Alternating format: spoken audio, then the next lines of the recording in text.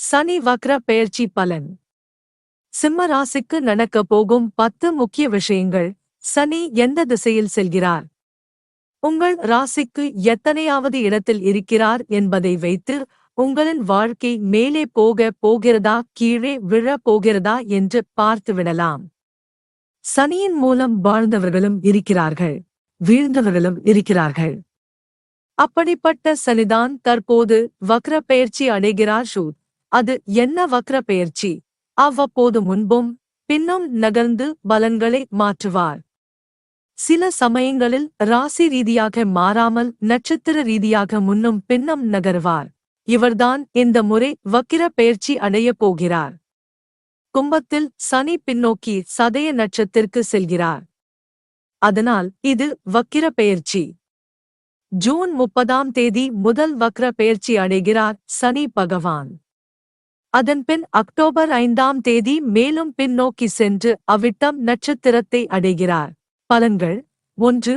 உங்களுக்கு குழந்தை பாக்கியம் ஏற்படும். இத்தனை காலம் குழந்தை இல்லாமல் போனவர்களுக்கு குழந்தை பிறப்பு ஏற்படும். 2. மனநலனில் பிரச்சனை ஏற்படலாம்.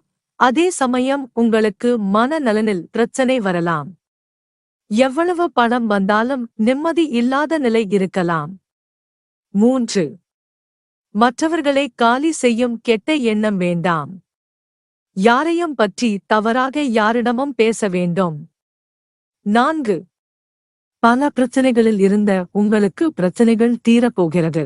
5. கடன் வேண்டாம், கெட்ட எண்ணம் வேண்டாம். அதீத பணம் வருகிறது என்று நம்பி கடன் வாங்க வேண்டாம். கடன் பிரச்சனைகளில் மாட்டி சிக்க வேண்டாம். 6. தூக்கத்தில் பிரச்சனை இருக்கலாம். கொஞ்சம் வாயை குறைத்துக் கொள்ளுங்கள் சிம்ம ராசிக்காரர்களே. 7. புதிய வீடு கட்டும் வாய்ப்பு வரும்.